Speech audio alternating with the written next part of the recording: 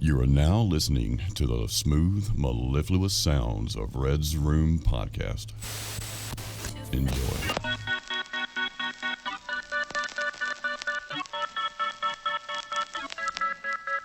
Welcome to episode number 24 of the Red's Room Podcast. I'm your host, Red. And I'm your co-host, Jake. And today we are talking about Nazis in the occult. Fuck yeah, as always, our references are in the episode description. Most of what I read today is from an article from Big Think, which is in the description with everything else. So check it out. Giving them a shout out because I'm using a lot of their material. They covered it very well. Yeah, gotta give credit to who were in anything else that is covered in this episode. It'll be in the description. Absolutely, we appreciate those guys. Mm-hmm. So I'm going to give a little overview here. I'm going to read a brief part of this. So, as it turns out, the Nazi Party incorporated occultism from its very start. The political group that would eventually become the Nazi Party, that is the German Workers' Party, or DAP, was founded in part by individuals from the Thule Society, an esoteric group dedicated to studying the mythological origins of the Aryan race. Several prominent Nazis were either members or active within the society, including Rudolf Hess, who would become the deputy further to Hitler. Alfred Rosenberg, head of the ministry that oversaw Nazi Germany's occupied territories in Eastern Europe, and Dietrich Eckart, who founded the DAP. The Thule Society's primary focus was on the study of Arisophy, referring to wisdom regarding the Aryans, founded by occultist Guido von List and Lons von Liebenfels. These individuals' beliefs would come to inform significant aspects of the Nazi state, such as von List's belief in the power of magical runes. The most glaring example of this would be the twin sig runes that formed the SS insignia. Von Liebenfels argued that the Aryan people were intentionally bred via electricity by interstellar deities called Theozoa, while the other races were the result of interbreeding between humanitarian and ape men. According to Liebenfels, gradual interbreeding had robbed the Aryans of their magical powers. Liebenfels would also circulate a magazine called Ostera based on these beliefs, whose readership included a young Adolf Hitler. In addition to embracing these occult ideas, the Thule Society also believed that a Proto-Aryan race lived on the island of Thule, a mythological northern island that is probably more familiar by its alternative names, Hyperborea or Atlantis. Mm-hmm. And I would argue that is not Atlantis. Yeah. They just adopted that name. 100%. But they made their own Atlantis type. And we also region. have this, chosen race versus the Neanderthal fucking monkey ape cross race that interbreeded. There's a bunch of weird shit going on in that little reading. There's a lot of weird things. I didn't know that the SS signal was 2 runes. I thought it was 2 S's, but those are actually runes. Yeah. Which is very interesting. And another thing I thought of is where it says that they thought the Aryan people were intentionally bred via electricity by interstellar deities called the Theozoa. I thought of the Sumerian... I thought of the story from Zecharia Sitchin. I don't know if you know that one. I'm not familiar. So he talks about that mankind, in these ancient Sumerian tablets he studied, he said that it was a telling of mankind being created. Basically, we were genetically modified creation by aliens. Okay. that they saw like the Neanderthals here and then put some of their DNA into the Neanderthals and made us. Made us just a bit smarter, just a bit more capable.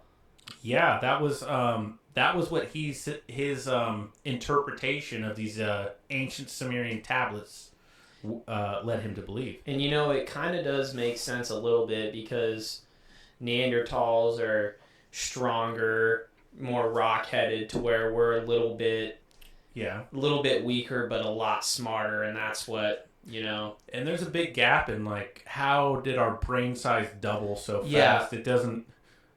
there's some gaps in this evolutionary theories. Because the main theory is that our brain, doubled in the size in the time span of 2 million years or whatever. Right, which just doesn't make sense evolutionary. So something else had to... Was there a third party involved here? Correct. Was there or was there not? And the Nazis were interested in that. In the Sumerian ideology, it was the Anunnaki. Those were the aliens who did it. Okay. And here they were the Theozoa. So, not entirely, unique ideas. Yeah. That's a way to put it. But, well, I guess at the time, this was before that, so they might have been more unique. But there are... there's connections. There were ancient ideas like this around already. Definitely.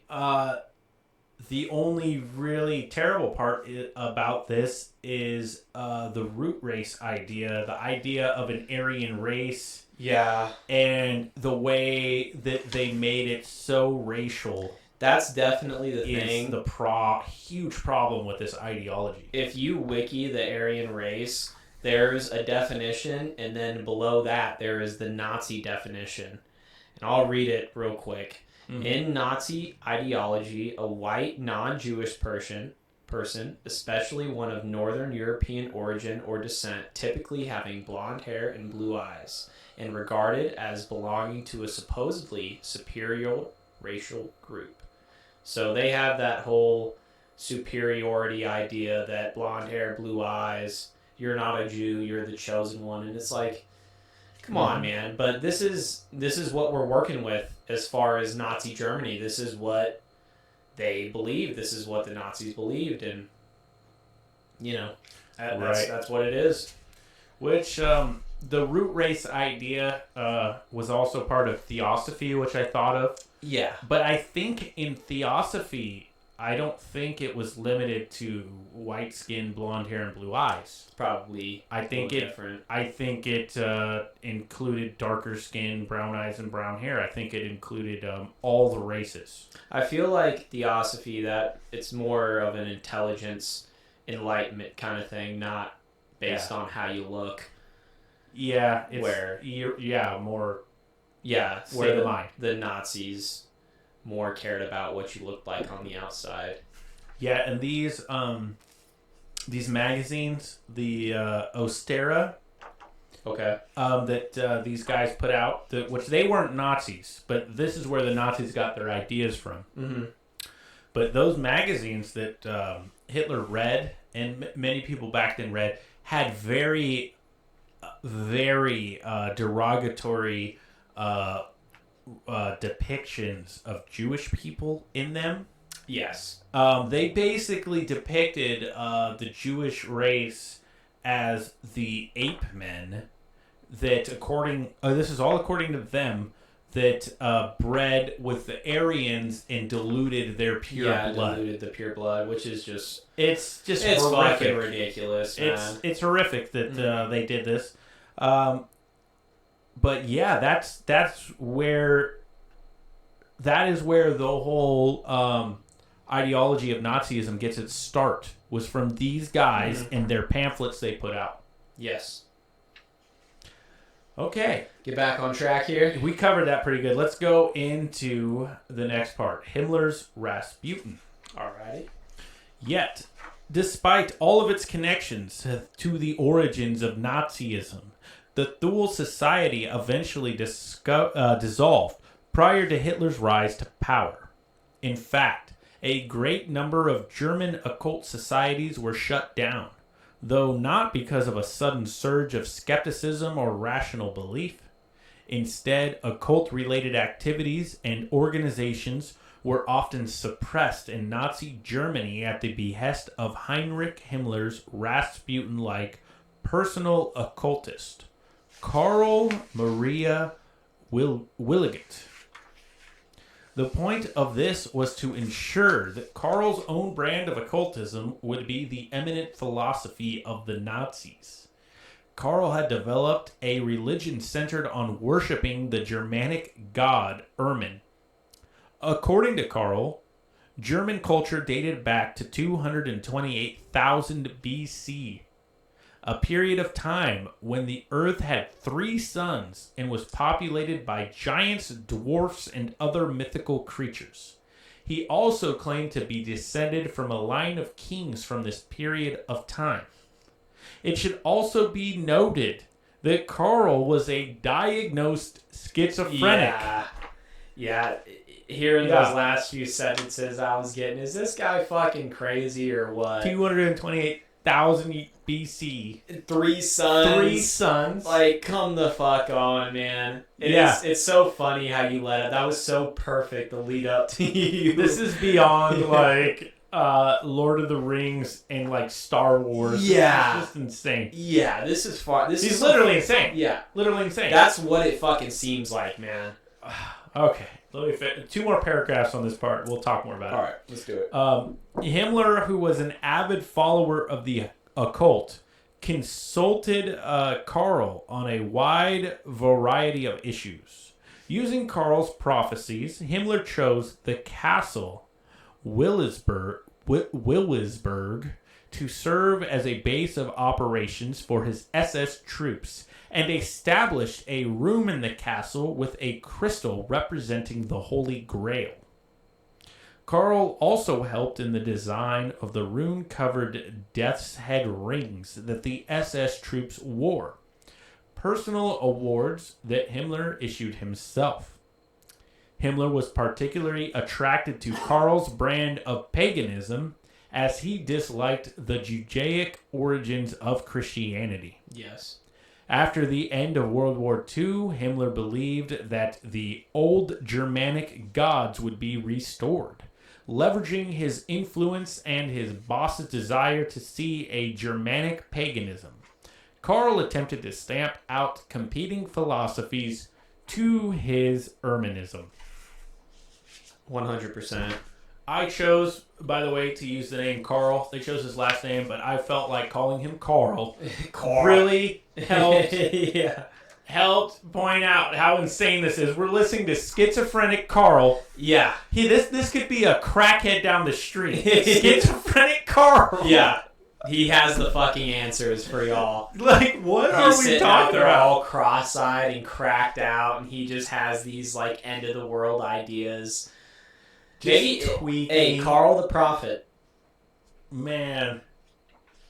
Yeah, I think this does kind of lead into Heinrich Himmler and the Nazis' belief in, like, esoteric, like, Nazism, basically.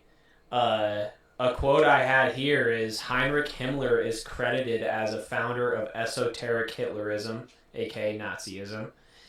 He has also been described as being deeply evolved into astrology, which makes a lot of sense, and attempting to construct a new pseudo-Germanic neo-pagan religion, which we were pointing to before. The Erminism. Exactly. He approved of pagan holidays and manipulated facts connected with traditional pagan cults. What I take with that is he changed things to suit his beliefs more strongly. That's personally what makes sense to me. You're free to make your own thought about it, but I feel like at this point we're insulting pagan religions, or they are insulting pagan religions with their beliefs. You know, I have a little connection because I got nothing against pagan. I mean, whatever the god was, I don't know. I should look up the Ermin. Was that the name of the god? Erminism, the Ermin god. I'm interested to know more about him, but like. What this schizophrenic and the Nazis did, just like, it's Ermin. just probably destroyed anyone who still believed in that old god. Like, oh yeah, they just ruined it. Oh, I bet. Fuck the old shit. If you're not with us, you're... Yeah, because I think of the old Nordic gods, like, I think of, like, Odin. Nordic gods. Yeah, I think of Odin's. I wonder if it's related. Yeah, I wonder if it's related to that god, Odin. Who knows? I would assume they took... Because they're the same type of people. Similar. Our ancestors. Yeah. Yeah.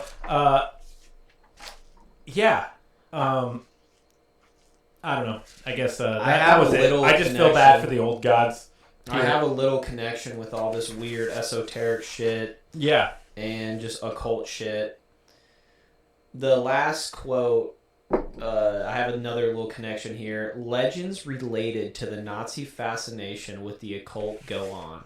Some accounts claim that some of the Nazis attended ceremonies of the new cult. Many of them are thought to have taken place in Huska Castle. That ties back to our last episode. And I this is why, once again, folks, we choose these topics on purpose. Did you say that guy's name was Gohan? Yeah. Did you? No. Go on? The occult go on. Oh, go on. No, not go I was like, did you say go on? No. But fascination with the occult go on. Go on. Sorry. Yeah, Huska Castle. Which we talked about. Check out that episode. That's why we started with that one. It ties to this. Definitely. Yeah, I feel like this guy, Carl, definitely was involved in whatever crazy occult experiments they did at Huska. That's my speculation, but I don't think that's too far out there in what we know about both topics, I mean, anything far out fuck shit, if you're going to connect it to someone or if there's a connection to be made, the Nazis is a pretty decent one, Especially with the Heinrich Himmler character we have here, Hitler's fascination with this kind of shit. Like, it makes sense, man. Yeah, the things that these guys were into. Mm-hmm. They'd go pretty far out, man.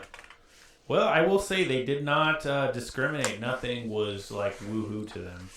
Once again, with the Nazi bell, I kind of made a conclusion to where, the Nazis were so close-minded as far as their normal politics, but as far as their far-out, crazy, occult ideas, they would go as far as possible to make those things happen.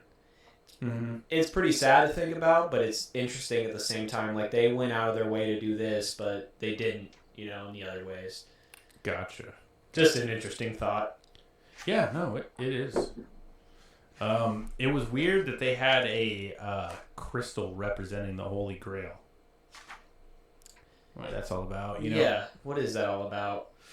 I don't know, like nowadays when you see people like way into crystals and you think that's weird. Yeah, the crystal people. These guys, they took that seriously. Uh-huh. They were like, what does that crystal do? Oh, that's the Holy Grail. Yeah. Like, but it wasn't just that. They went deep into these things. It's just astounding. Meanwhile, you have people geocaching, just trying to find dope crystals. They probably did. They probably were like, yo, this is a good one. No doubt. Oh, man. I can't imagine what this Carl guy was like. He had to have been just fucking insane. Like, you just gotta sit there and just listen to this fucker. He had to be good at talking. Dude, he probably was a great storyteller. Like, I kind of want to call him retarded, but if he started talking and started going on a story, I'd probably be locked in on whatever he was saying. Yeah. I imagine that from the things that we know about, not only did he know about crazy, fantastical things, but he seemed to also know about real occult things. Yeah, a little bit. So he had to have some knowledge of the occult. Something. If he's shown him specific runes and he knows about the mythologies of real Germanic gods. Yeah. He had real knowledge, and then mixed in with his schizophrenic brain. Yeah, that's a good mix right there. So it turned out to be a pretty powerful mix. Mm-hmm. He hit the right time period, because that was probably the last one where that stuff would fly. Yeah. Back on track here? Yeah, I'll read the next part here. Alright, let's get back into it here, folks. Stranger and stranger. There are some wackier theories out there about the role that the occult played in Nazism, most of which have little evidence to support them. Perhaps the most extreme and, in a way, comforting example would be the idea that Hitler was possessed by a demon, a theory based mainly off of a passage Hitler underlined in a copy of a book titled Magic History, Theory, and Practice. It reads, "He who does not carry demonic seeds within him will never give birth to a new world order." There you go. There's the New World Order there for you, folks. Yes. So, I don't know that means he was possessed by a demon, but just because of who he was, I could understand the belief that he was possessed by a demon. If you're a demon trying to possess somebody, Hitler is the one to go for. Yeah, there's a lot of arguments that he is the Antichrist, and it's People a pretty made good that argument. connection. You know, If you're going to make it to anyone, him... And people try to make it have him or Mao. People try to make it on Trump. I don't know if you saw any of that, but there's you know, if you're gonna choose someone, Hitler is the way to go. Yes, I think Hitler or other Stalin. Like you were saying, Mao Zedong. Yeah. I don't know who else you'd make it to. You could make it to Genghis Khan, but that was a long time ago. So that is it's hard to say. Yeah, but. I get why you'd believe he was possessed by a demon for a religious person, someone really religious like that. Yeah, I get that argument. I'm with you. I can see it. Okay, continue this reading. There have also been rumors of an occult society based on vril, a magical substance described in the book The Coming Race. This 19th century work of fiction describes a traveler exploring a cave who becomes lost and discovers subterranean civilization of people by supernatural beings called the WWII. In the novel, these beings made use of a fluid called vril, which they could telepathically manipulate to heal, destroy, or change their surroundings. Although the existence of an occult society focused on a supposedly real version of vril are unverified, it's not difficult to imagine that such a society could have found purchase in the occult-obsessed Nazi society. Further speculation abounds. Some contend that Hitler and the Thule Society worked together to secretly found a secret totalitarian global government, referring to it as the New World Order. Dun, dun, dun.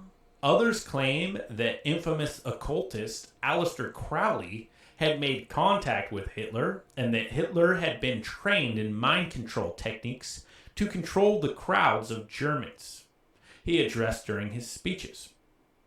Still, others claim that Hitler possessed the spear of destiny, that is, the spear that pierced Christ when he was crucified, and is claimed to magically guarantee its wielder victory in all their exploits, with the caveat that if they lose the lance, they will die. There are a number of successfully stranger and stranger theories about the Nazis and their connection with the occult, a great deal of which have no basis in reality, but developing fantastical, magical theories about how the Nazis came about and how they succeeded in sowing so much horror and destruction is comforting.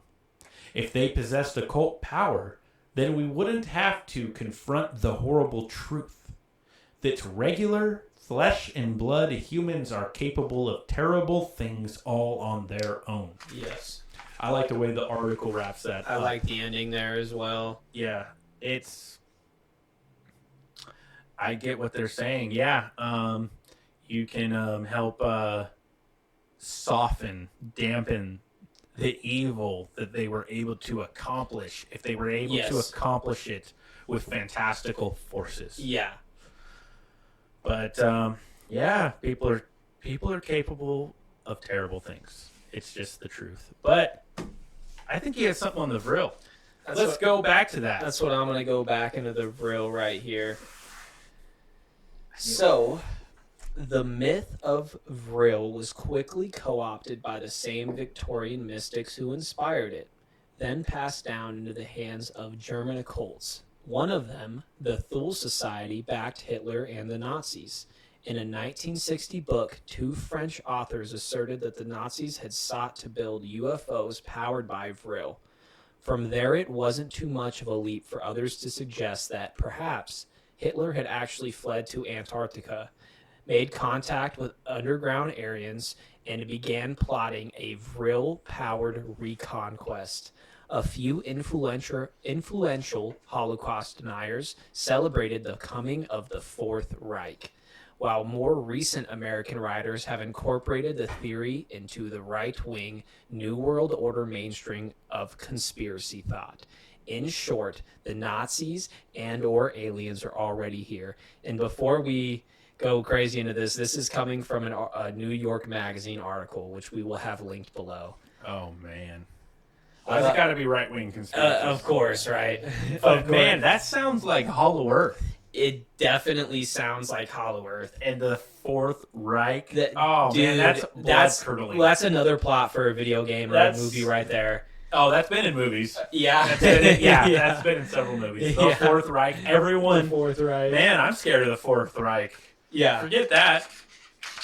No, 100%. That is final. That's another final boss right there. Fourth Reich. Yeah, that's insane.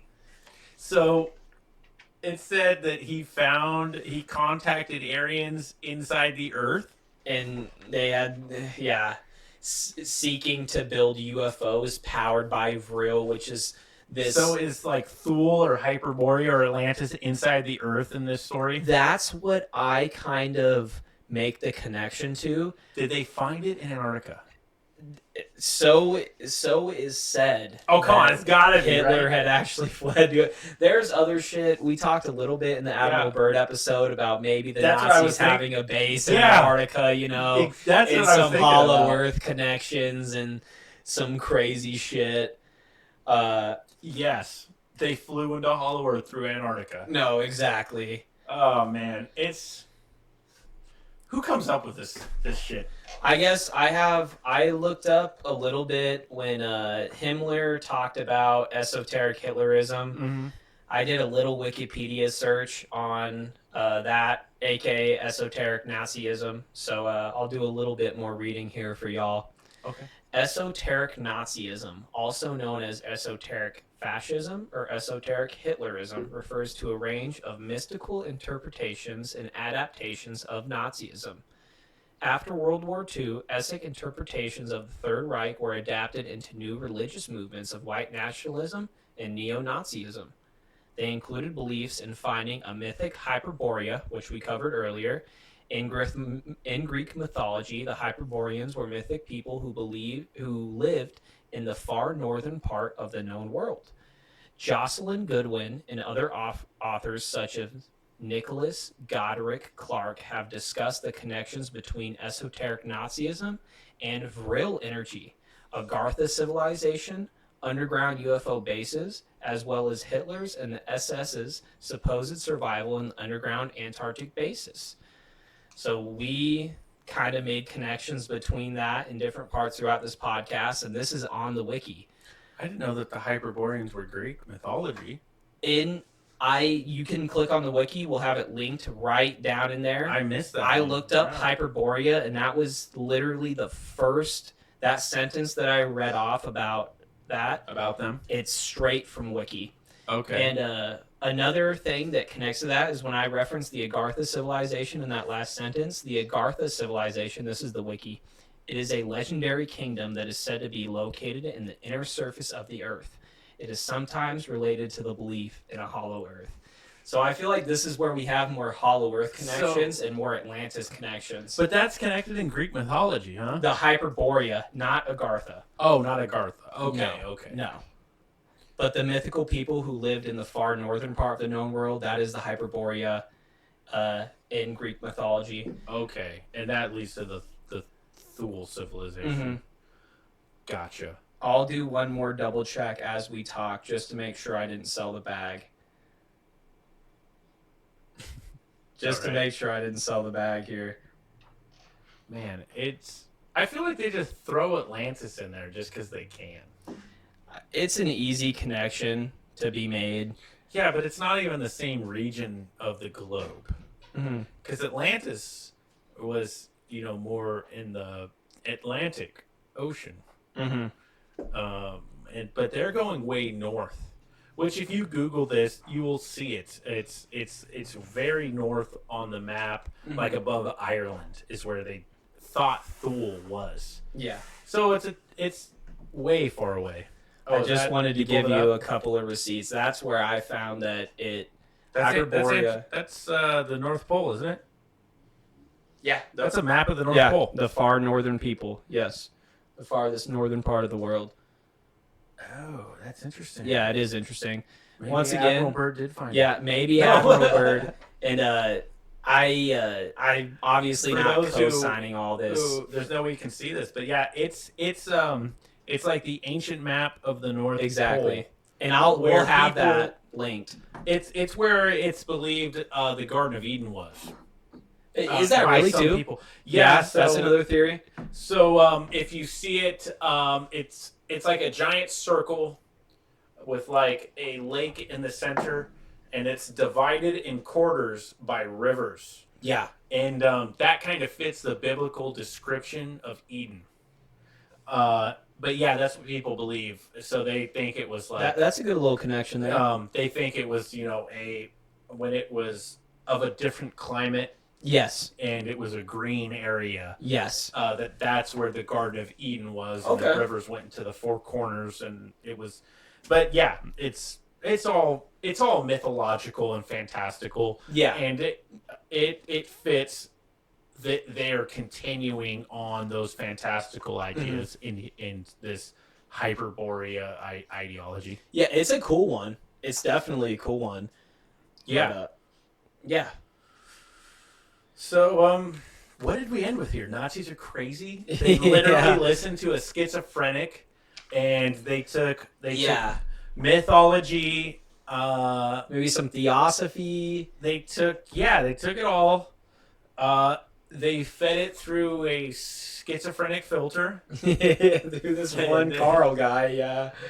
and then they spit it out into their own crazy racist ideology. Basically, Through crazy Nazis like Heinrich Himmler, like Adolf Hitler himself, from many fucked up Nazis. And I think all we know. proved of that is it was literally fueled by insanity. I think that is the best way to put it. The insanity of different characters, the insanity of different Like literal officials. clinical insanity. Exactly. And it is not an isolated incident. Many, many people were fucking insane. And, And they really poisoned other you know, ideologies, other occult ideas around there. especially with not having the knowledge we have now. Like, nowadays, I can look at this and think, man, these are kind of cool ideas, obviously with shitty things around it. But there is cool stuff going on here. But at the time, it was like, you didn't fucking know, man. This is what you have. Yeah, they really poisoned some. Yeah, they really poisoned some things like the theosophies, ideas, the ideologies they had. They destroyed other occult societies. Who knows? Oh, I bet. Who knows the amount that got destroyed back then? Probably a shitload of information was destroyed. Didn't you find something about a bunch of books get destroyed? Not necessarily destroyed. Okay, I I'll bet get you into had this. something on that. I'll get into this. This is kind of disputed by other people, but so I read an ancient origins article, which will be in the description, on the discovery of a Nazi occult book collection. So In 2016, it was reported that a massive collection of 13,000 books belonging to the Nazis related to witchcraft and occult had been discovered in a depot belonging to the National Library of the Czech Republic. Heinrich Himmler supposedly knew about these books. A connection of the discovery with the witchcraft books and the creation of a special unit called H. Sonderkommando in 1935 by Himmler was named. Sound badass. Was made. Yeah. It is named for the first letter of the German word hex. That's H-E-X-E. Sounds more badass. And that means witch. Apparently, this unit was part of a systematic search by the Nazis for texts connected with magic and witch hunt trials. Subjects which came to obsess Himmler, according to the Daily Mail, Himmler believed, quote, the Hocus Pocus books held the key to Aryan supremacy in the world, end quote. The SS troops combed over 260 libraries and archives for information, accumulating the largest collection of books on witches, which was dubbed the Witch Library. Alongside some others, Heinrich Himmler founded the Ahnenerbe Institute in 1935 to research the historical roots of the Aryan race. The research was used to justify their policies and anti-Semitic racial take on history. They also conducted experiments and expeditions to prove that they were the ancestors of, get this, the Nordic population which had once ruled the world. Heinrich Himmler is credited as the founder of esoteric Hitlerism, which we got to earlier. He has also been described as being deeply involved in astrology. I said this quote earlier, and attempting to construct a new pseudo-Germanic neo-pagan religion. Legends related to the Nazi fascination and occult go on. And that's where the connection to the Huska Castle and them supposedly hoarding books and gaining knowledge. I do really like this discovery of all these books, but on this same website, this Ancient Origins website, there is some disapprovers that say that the books that were discovered weren't as cool as what we were saying. So there's no knowing for sure, but I think it is dope. That one part I said about how the SS combed over 260 libraries to find documents related to witchcraft and crazy shit is cool, but who's to say? That's interesting, though. Mm-hmm. I think it's cool. Even the number of books, though, sounds kind of made up. 13,000. It sounds like a lot. It does sound like a lot. Well, that sounds like a numerology number.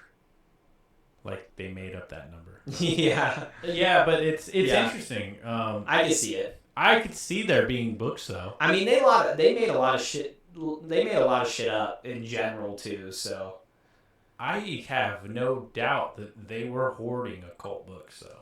I could definitely see. I 100% believe that, especially the character Heinrich Himmler. Yeah, I don't know how many they had. I mean, it could have been into the thousands like that with like multiple copies of the book. Books. Different versions. So I mean, I don't think. To me, that is not outlandish to think. Mm-hmm. I'd be very interested in what books they were hoarding, though. But I bet you it's one of those things where they had like thousands and thousands of books, but really there was like 7 books that really mattered. Yeah. Oh, there was like 7 really. Yeah. You know, there was a handful of really important ones that had all the really like. They had the real shit in there. These really do have the black magic spells in them. Yeah. If you want to control masses of people. But we used them all in Hitler. Mm-hmm. Like, you know, I don't know. Not that I believe in that stuff, but it's cool. Yeah, I don't that doesn't sound that out there to me. I'm sure the specifics on it, you know, are unknown. But yeah, that was a cool detail to add, man. I appreciate that. I'm glad you read that. You almost didn't read that, man. You can't leave that stuff. You can't leave that stuff out. That one was just it's up in the air. It's so the juicy deeds. Yeah, the juicy deeds. Yeah. Yeah. I mean, nothing's out there with Nazis. These guys were into anything. True. Yeah, they're out there with, you know, trying to find the freaking spear of destiny for the Hitler. fucking Philosopher's Stone, whatever the fuck they're trying to find. They want to give Hitler the spear of destiny for him to kill all the Jews with it. Like, they're insane. Imagine an alternate universe where Hitler finds the Philosopher's Stone. No. You don't want to imagine that universe? Oh, that would be so fucked, dude. Oh, man. Yeah, there'd have to be no God for him to find the Philosopher's Stone. Yeah, there would have to be nothing good left in the universe for that. Or he really would have to have gotten Satan on his side at the castle. Yeah, all the ops are on his side. We're fucked now. That's how Hitler. We would need Michael the Archangel to come down. Yeah, that's when we need the Archangel. Fucking fight the bad forces, and hopefully he comes out on top. But shit, man, I'm about tapped out here. You got anything else you want to add in? No, but if anybody knows any occult spells to make someone live forever, let me and Jake know. If I live forever, that'd be great. Let us know. Please let us know. No, but on a more real note, if anyone knows of any type of list of what possibly could have been those books, yes, I for real would be very interested in those books. And because I don't want to put too much validity into this, there is some naysayers saying that a lot of these books are bullshit, and okay, maybe a lot of them are bullshit. There's got to be one or two, right? But someone had to do the research and find the couple that are like the legit, more legit ones. Mm-hmm. I'd be I am interested in real magic books. Totally. I don't know myself. I don't know if magic is real, but from an academic standpoint, I find them very interesting. Oh yeah. Just like when what was the one you found? The Book of Aquarius? Oh, the quote unquote key to building the Philosopher's Stone. Yeah, when we went into the alchemy one, I find it is cool. I just find that interesting. Mm-hmm. I like knowledge. I do. I like these. How crazy are these facts and knowledge about the Nazis? Yeah, they're pretty crazy, but where there's smoke, there's fire, and there's got to be at least a couple things here that are fact. But who knows? Who knows what it is? Who knows to what extent? It's a fucking cool topic, and that's what's cool about this topic, Nazi and the occult. Right. There's probably a bunch of crazier stuff that we didn't even get to that we don't even know about. This will be a one we do a second part Definitely. Because there's so many Nazi and occult things, but I think we covered a good overview today. I think we did a good job. I hope y'all enjoyed listening to this episode. Yeah, we appreciate it. Buy 20,000 t-shirts from Check out our merch store. Check out our merch store. But yeah, thanks for listening, guys. Until next time, I'm Red. This is Jake. Thanks for listening. See ya.